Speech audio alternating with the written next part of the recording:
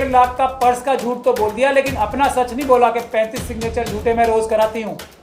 1.5 लाख का पर्स और उसको नौकरी नहीं चाहिए, ये इस प्रकार के झूठ बोलने के आदि।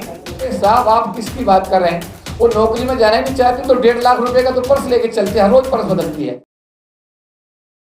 जैसे अब प्रोफेसर रितु है, अभी इनका केस में कमीशन में डिस्कस हो रहा था, आयोग के चेयरमैन ने मुझे बुलाया, आप रितु से बात करिए, उसे बताइए। जब हमने वीसी को बुला लिया, उसके प्रिंसिपल को बुला लिया और हमने कह दिया कि उसको नौकरी में वापस ले लो, लेकिन वो नौकरी में वापस जाना ही नहीं चाहती। तो मैं वहां बैठा हुआ था, इनकी प्रिंसिपल ने कहा, अरे साहब आप किसकी बात कर रहे हैं? वो नौकरी में जाना ही नहीं चाहती तो 1.5 लाख रुपए का तो पर्स लेके चलते हैं, हर रोज पर्स बदलती है। वो मैंने उससे कहा कि क्या आपकी तकलीफ ये पर्स है क्या? आपकी तकलीफ ये पर्स है क्या? मतलब हमारा बच्चा कोई पर्स नहीं ले सकता, गाड़ी ले सकता। मेरा कहने का मतलब ये है कि ये देश का सिस्टम जो है वो कहीं पर भी, देखिए बाबा साहब अम्बेडकर से योग्य व्यक्ति आज तक दुनिया में पैदा नहीं हुआ, लेकिन उनकी स्वीकार्यता भी इस देश में कितनी है वो हम सब लोग रोज देखते हैं, है ना। तो हम जैसे छोटे, जो हम लोग तो बहुत छोटे छोटे कार्यकर्ता हैं, तो हम लोगों के साथ, ठीक है, भारत के राष्ट्रपति जी अगर रामनाथ कोविंद जी प्रथम नागरिक होने के नाते भी अगर वो अजमेर के पुष्कर मंदिर में अगर मतलब ये सीढ़ियों पर उनसे पूजा करा दी जाती है, ये बात सही है पत्रकार बंधुओं?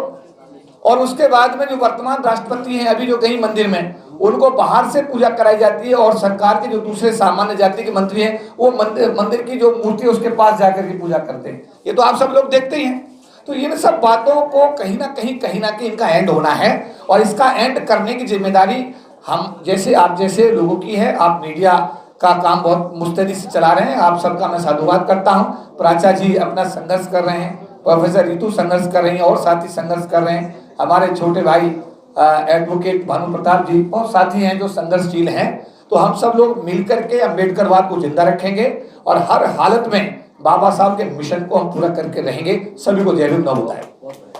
मैं एक बात जो आपने शेड्यूल कास्ट कमीशन की बोल दी उसको थोड़ा बोलना चाहूँगा, क्योंकि 1.5 लाख का पर्स और उसको नौकरी नहीं चाहिए, ये इस प्रकार के झूठ बोलने के आदि ये प्रिंसिपल, ये वाइस चांसलर, ये प्राइम मिनिस्टर, ये होम मिनिस्टर रहे हैं। झूठी लांछन लगा लगा के तो आज तक ये किया इन्होंने। रिजर्वेशन को बता दिया, रिजर्वेशन से काम में एक तरीके से कॉम्प्रोमाइज होता है, मीडियोक्रिटी बताते हैं रिजर्वेशन, लेकिन सारे रिजर्वेशन के लोगों ने ही सारे देश को तरक्की कराई है, ये बात सच्चाई है। अनरिजर्व लोगों ने देश को लूटा है, रिजर्व कैटेगरी के लोगों ने देश की सारी तरक्की कराई है, ये बात सच। एपीजे अब्दुल कलाम साहब से लेके कहीं तक भी आप चले जाइए, तो ये जो झूठ फैलाते हैं हर जगह, इनको और कुछ नहीं आता है, सिर्फ यही 1.5 लाख का पर्स का झूठ तो बोल दिया, लेकिन अपना सच नहीं बोला कि 35 सिग्नेचर झूठे मैं रोज कराती हूँ। मैं टीचर्स को रोज बदलती हूँ 35 सिग्नेचर झूठे करके, ये नहीं बताया उसने कहीं, ना बताएंगे ना डॉक्टर रितु बताती फिरती हैं सब जगह, क्योंकि हम लोगों का नेचर ये नहीं। ये नहीं बताएंगी कि 50-50 लेके मैं पूरी दिल्ली यूनिवर्सिटी में रैकेट चला रही हूँ, 50-50 लाख नौकरी के रिश्वत लेके। ये नहीं बताया कि मैं महिलाओं को एक्सप्लॉइट करवाने के लिए एक पूरा रैकेट चल रहा है दिल्ली यूनिवर्सिटी में, एक्सप्लॉइट करा के नौकरियां देने के लिए।